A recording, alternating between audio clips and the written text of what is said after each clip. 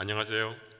네, 저는 동누리 공동체를 섬기고 있는 송석근 목사입니다.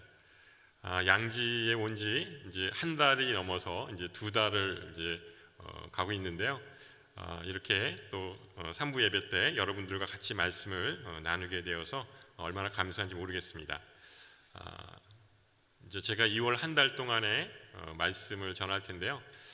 축복의 인생에 대해서 한번 우리가 같이 나눠봤으면 하는 생각이 듭니다. 하나님이 기뻐하시고 원하시는 그런 축복의 인생이 무엇인가 우리가 한번 같이 살펴봤으면 좋겠고요.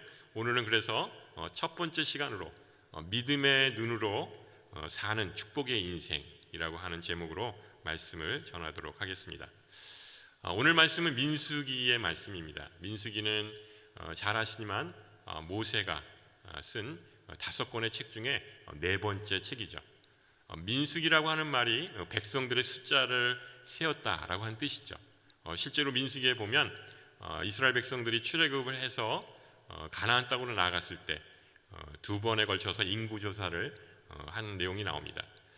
그것을 제목으로 민수기라고 정했지만 실제로 히브리 성경에는 메 미드바르라고 해서 광야에서라고 하는 뜻입니다. 그러니까 이스라엘 백성들이 출애굽해서 광야에서 있었던 여러 가지 많은 이야기들이 있습니다. 근데 그 이야기들이 성공의 이야기가 아니라 실패의 이야기들입니다. 왜 하나님은 이스라엘 백성들을 실패하게 하셨을까요? 그것은 지금 사는 우리들에게 경계의 거울로 삼아주시기 위해서입니다. 그래서 우리가 민수기를 잘 읽어보면 이러한 오류를 범했구나, 이스라엘 백성들이 이래서 실패했구나 하는 것을 통해서 우리가 다시 한번 새롭게 하나님의 말씀을 상고하는 그런 계기가 됐으면 좋겠습니다. 그래서 오늘 이 민수기의 말씀은 이스라엘 백성들이 이제 출애굽을 이제 하게 됩니다. 430년 동안 이집트에서 노예 생활을 하다가 모세의 인도 아래 그들이 출애굽을 하게 됩니다. 하나님께서는 그들에게 약속하셨죠. 내가 너희에게 젖과 꿀이 흐르는 가나안 땅으로 너희들을 인도하겠다라고 했습니다. 근데 이집트를 탈출해서 곧바로 가나안 땅에 들어가는 것이 아니라 이 광야를 거쳐서 들어가게 되어 있습니다. 그래서 그들이 광야 생활을 이제 마감을 하고 바로 눈앞에 이 가나안 땅을 이제 바라보게 되었습니다. 드디어 이제 가나안 땅에 입성을 앞두고 있었습니다. 그래서 오늘 본문의 말씀은 이스라엘 백성들을 12명의 정탐꾼을 세웁니다. 그리고 그 하나님께서 약속하신 그 땅을 정탐하러 보냅니다.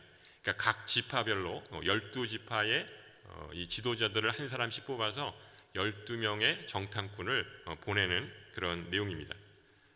가나안 땅은 어떤 땅입니까? 하나님께서 약속하신 땅이죠. 어떻게 보면 정탐은 필요가 없습니다. 왜냐하면 하나님이 이미 주시겠다고 약속하셨기 때문입니다. 그럼 가서 정복하면 되는 것입니다. 그렇지만 이스라엘 백성들은 하나님의 약속을 그들이 지키지 않았습니다. 하나님의 약속을 그들이 신뢰하지 않았던 것이죠. 사실 정탐이 필요 없었지만 그들은 정탐꾼을 보내서 가나안 땅을 직접 눈으로 확인하려고 했습니다. 본문에 보시면 40일 동안 살펴보게 했다고 나와 있습니다. 우리 25절, 26절 말씀 함께 읽겠습니다. 그들은 40일 동안 그 땅을 살펴보는 일을 마치고 돌아왔습니다. 그들이 바란 광야의 가데스에 있는 모세와 아론과 이스라엘의 온 회중에게로 돌아왔습니다. 거기서 그들은 모세와 아론과 온 회중에게 보고했고 그 땅의 열매를 보여주었습니다. 모세와 아론과 또 이스라엘 백성들은 이제 정탐꾼들이 돌아오기만을 간절히 기다렸습니다. 이 바란 광야 가데스라고 하는 곳에서 이 가나안 땅까지는 일주일이면 가는 그런 거리였습니다. 근데 40일 걸렸다고 했잖아요. 오고 가는 길 7일이면 14일이지 않습니까? 그런데 40일이나 걸렸다는 얘기는 매우 면밀하게, 아주 세세하게 그 가나안 땅을 살펴보았다는 얘기입니다. 모세가 일러줍니다. 이러이러한 내용들을 정탐을 해라 라고 하면서 내용을 일러줍니다. 그러니까 그들은 매우 충실하게 정탐을 했다고 하는 것을 알 수가 있습니다. 드디어 40일 만에 12명의 정탐꾼들이 돌아왔습니다. 그리고 증거물을 갖고 왔습니다. 이 가나안 땅의 열매를 이스라엘 백성들에게 보여주기 위해서 그들이 그 증거물을 갖고 오게 된 것입니다. 27절 말씀에 보면 이렇게 나와 있습니다. 우리 같이 한번 읽어보겠습니다. 그들은 모세에게 이렇게 보고했습니다. 당신께서 우리를 보내신 그 땅에 우리가 들어갔는데 그곳은 젖과 꿀이 흐르는 땅입니다. 거기서 나는 열매가 있습니다. 이 정탐꾼들은 아주 긍정적인 보고를 합니다. 가나안 땅을 살펴보니까 정말 약속대로 젖과 꿀이 흐르는 땅이 맞습니다. 정말 명령한 대로 그 증거물을 갖고 왔는데 포도나무에 포도 열매가 열려 있는데 얼마나 크고 탐스러웠는지 두 사람이 어깨에 메고 왔다고 합니다. 지금 그 시중에 나와 있는 포도 있잖아요. 아주 큰 포도. 그럼 뭐라 그러죠? 샤인 머스킷. 네, 굉장히 맛있죠. 네, 근데 그것보다도 더 크고 탐스러운 그런 포도 열매를 갖고 왔다고 이야기합니다. 그러니까 모두들 정말 하나님이 약속하신 좋은 땅이 맞구나라고 생각을 했습니다. 문제는 그 다음 보고 내용이었습니다. 28절 말씀인데요. 우리 한번 같이 읽어보겠습니다. 그런데 거기 사는 사람들은 힘이 세고 그 성들은 튼튼한 데다 엄청나게 큽니다. 게다가 거기서 아낙 자손들을 보았습니다. 처음에는 긍정적인 보고를 하는데 그 다음에 이제 부정적인 내용을 보고합니다. 가나안 땅에 가서 살펴보니까 정말 그 땅에 엄청나게 힘이 센 사람들이 살고 있습니다. 심지어는 그 성을 세웠는데 난공불락에 아주 높은 그런 성을 쌓았습니다. 정말 너무나도 거대하고 엄청난 큰 성이었습니다. 그러니까 아무도 쳐들어올 수 없는 그런 초롱성 요새였습니다. 이렇게 얘기합니다. 근데 거기다가 설상가상으로 그 땅에는 아낙 자손들이 살고 있다고 하는 것을 목격했다고 보고합니다. 아낙 자손은 그 당시 이 거인 족속입니다.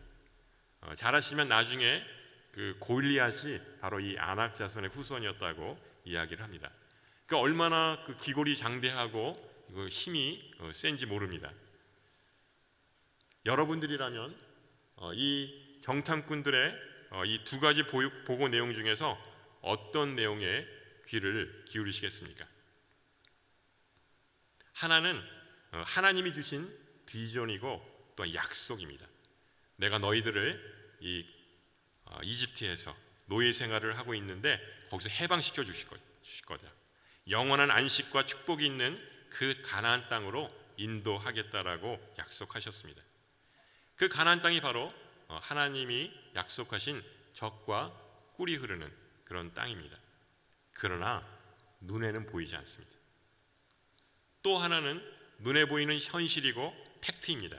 그 가나안 땅을 살펴보니까 사람들이 모두 골리앗처럼 키가 크고 힘이 셉니다. 그들이 지은 성은 난공불락의 철옹성입니다. 그리고 그 유명한 아낙 자손들이 살고 있습니다. 이스라엘 백성들은 어디에 귀를 기울였을까요? 이스라엘 백성들은 두 번째 후자에 더 귀를 기울였습니다. 이스라엘 백성들은 그 이야기를 듣고 동요가 일어나고 또 술렁거립니다. 이때 정탐꾼들 중에 한 사람인 갈렙이 일어나서 백성들을 진정시킵니다. 30절 말씀 우리 같이 한번 읽어보겠습니다. 그때 갈렙이 모세 앞에서 백성들을 진정시키면서 말했습니다. 우리가 올라가 그 땅을 점령하는 것이 좋겠습니다.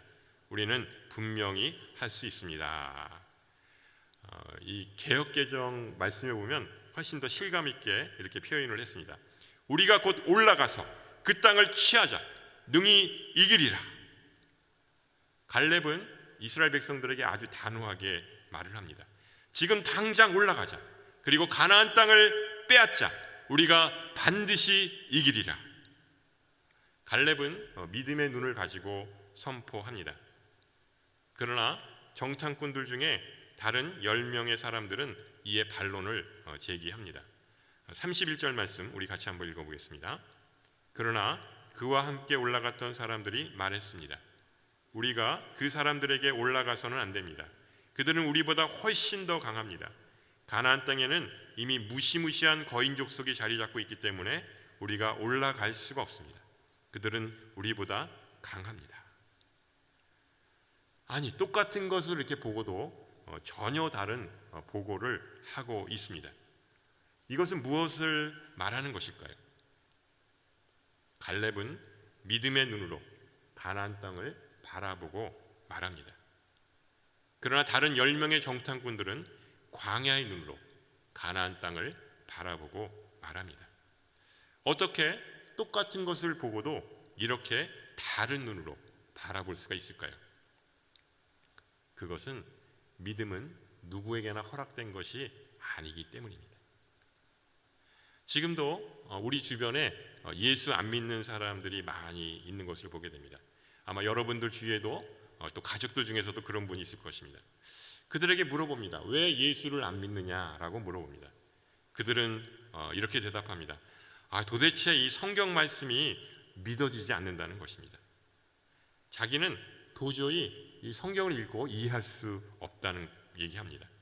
성경의 이야기들을 보면 그 예수님의 행적 중에 많은 기적들이 나옵니다. 그 대표적인 것이 마리아가 성령으로 아기를 잉태한 것입니다. 이 과학적인 사고로 똘똘 뭉친 사람들은 있을 수 없는 일이라고 그렇게 말을 합니다. 그런데 여러분들 어떠십니까? 그 성경에 이 성모 마리아가 잉태한 사건 안 믿어지십니까? 네, 뭐 대부분 아마 처음에 기독교에 입문했을 때는 아마 그럴 수 있지만 우리가 이제 신앙생활을 하고 또 성경을 읽으면서 우리의 믿음의 눈이 열려서 자연스럽게 받아들이게 됩니다. 또 구약에 보면 아브라함이 100세에 아들 이삭을 낳습니다. 엄마 사라는 90세였습니다. 여자 나이가 90세면 도저히 아기를 낳을 수가 없는 나이입니다. 근데 그것도 안 믿어지십니까? 네, 자연스럽게 받아들이게 되셨죠.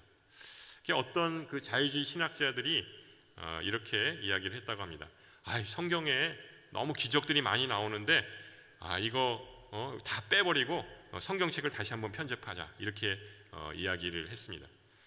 그래서 그 기적들을 다 뺐더니요 겉표지만 남았다고 합니다. 네, 속의 내용들이 하나도 남아있지가 않았다고 하는 것이죠. 그렇습니다. 이 성경은 모두가 다 기적으로 이루어진 책입니다. 성경은 믿음의 눈으로 바라보지 않으면 단 한 장도 제대로 읽을 수가 없는 책입니다. 그럼 가장 큰 기적은 무엇일까요? 저는 가장 큰 기적은 바로 내가 예수 믿고 이 자리에 있다고 하는 것이죠. 그것만큼 큰 기적이 없습니다. 그렇기 때문에 이 믿음은 누구에게나 허락된 것이 아닙니다. 이스라엘 백성들 중에 오직 여호수아와 갈렙만이 믿음의 눈으로 가나안 땅을 바라봅니다. 나머지 정탐꾼들은 눈에 보이는 현실에 사로잡혀서 하나님 대신에 문제만을 바라본 것입니다. 여호수아 갈렙 외에 10명의 정탐꾼들은 계속 부정적인 메시지를 백성들에게 전합니다. 32절, 33절 말씀 우리 같이 한번 읽어보겠습니다. 그러고는 그들이 이스라엘 백성들에게 자신들이 살펴보고 온 땅에 관해 좋지 못한 이야기를 했습니다. 우리가 살펴보고 온 그 땅은 거기 사는 사람들을 잡아먹는 땅입니다. 우리가 거기서 본 사람들은 모두 신장이 컸습니다. 우리가 거기서 네피림, 곧 네피림에게서 나온 아낙 자손들을 보았습니다. 우리 눈에도 우리가 메뚜기처럼 보였으니 그들 눈에도 마찬가지였을 것입니다. 이 정탐 보고를 하는데 이제 주관적인 평가를 합니다. 정탐꾼이라고 하는 건 뭡니까? 있는 사실 그대로 보고를 하면 되는 것이죠. 하지만 그들은 이 주관적인 평가를 하면서 아주 이 악한 말들을 쏟아냅니다. 심지어는 그 땅은 사람을 잡아먹는 땅입니다. 이렇게 얘기를 합니다. 그들이 사람을 잡아먹는 걸 봤을까요? 그렇지 않습니다. 그냥 두려움에 휩싸여서 그들이 그렇게 생각을 하게 된 것이죠. 부정적인 시각에 사로잡혀 있었습니다. 그러면서 뭐라고 얘기하냐면 자기들은 이 아낙 자손에 비하면 메뚜기와 같다라고 말합니다. 굉장히 겸손한 것 같죠. 이것은 자기 비하입니다. 겸손함이 아닙니다. 이건 자기를 멸시하는 것입니다. 이 말은 어떻게 우리가 받아들일 수 있을까요? 하나님은 안악 자손들을 이길 수 없다는 뜻이 됩니다. 분명히 하나님께서 그 땅을 주시겠다고 약속했는데 그 땅을 정복할 수 없다고 하는 것은 바로 안악 자손을 하나님이 이길 수 없다고 하는 것이죠. 이것은 하나님을 모독하는 말입니다. 하나님의 전지전능하심을 부정하는 말이라고 할 수가 있습니다. 저는 이 대목을 묵상하면서 매우 마음이 아팠습니다.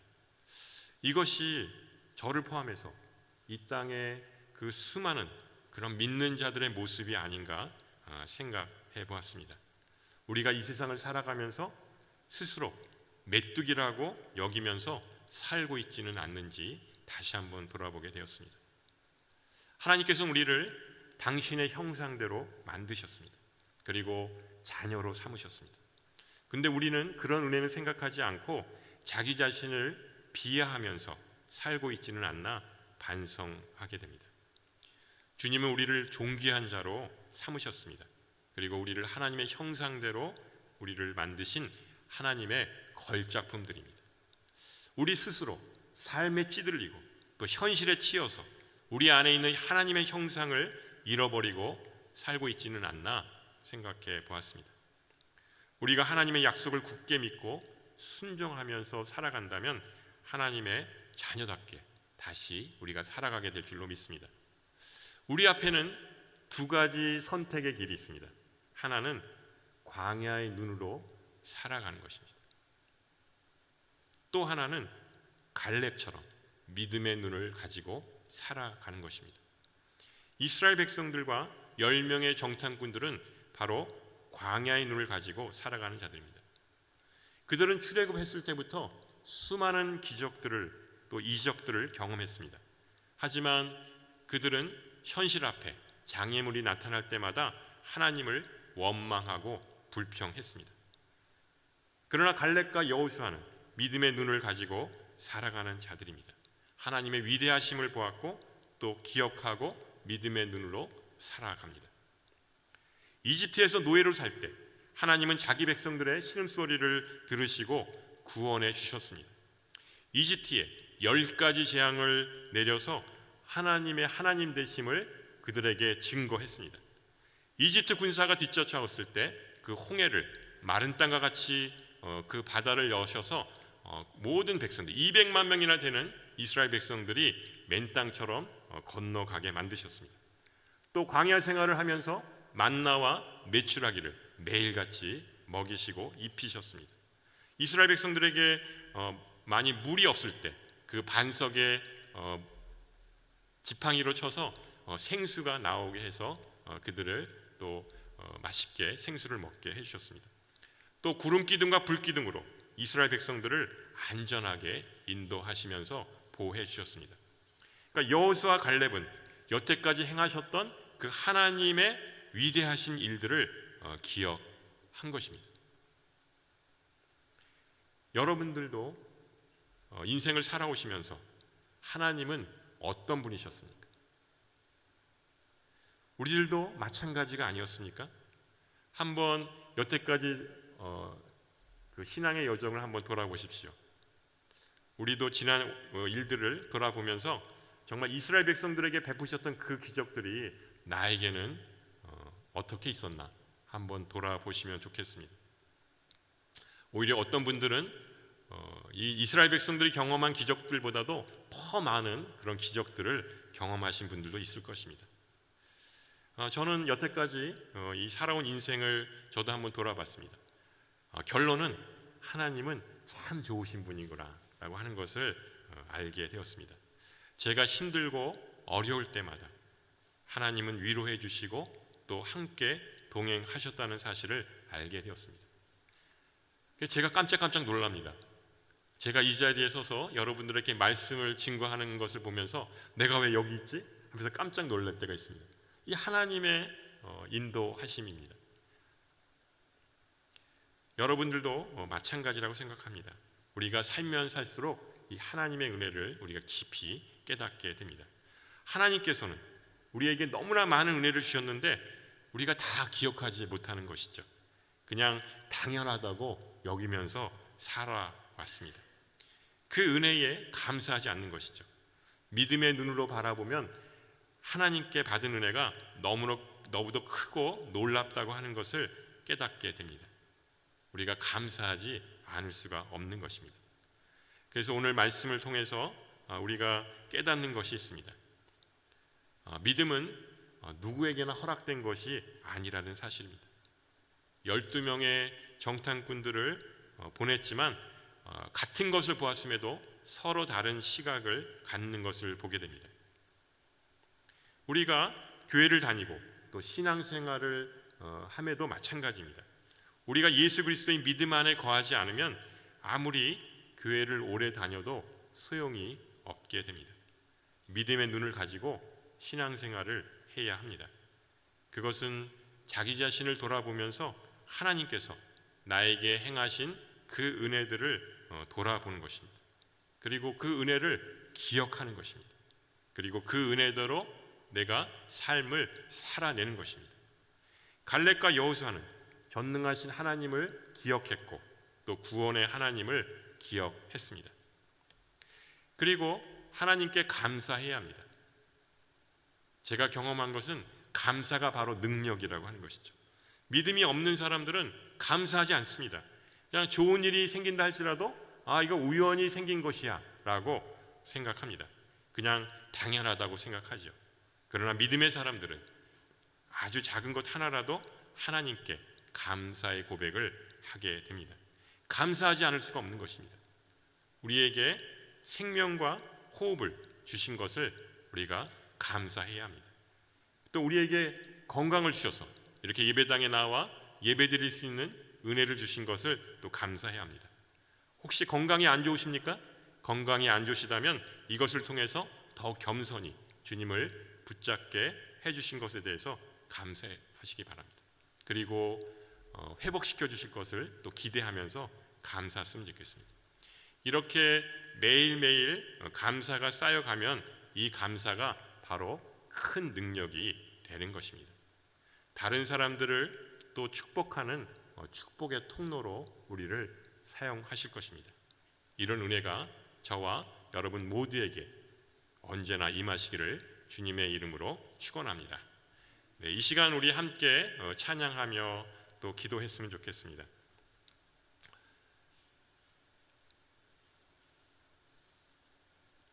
우리가 이 땅에 살아가면서 때로는 광야의 눈으로 살아갈 때가 있습니다. 하지만 주님께서 우리에게 약속하셨습니다. 우리에게 믿음의 눈을 주셨고 그 약속을 믿고 우리가 믿음의 눈으로 살아가야 할 줄로 믿습니다. 지금 코로나19로 너무나 어려운 시간들을 보내고 있습니다.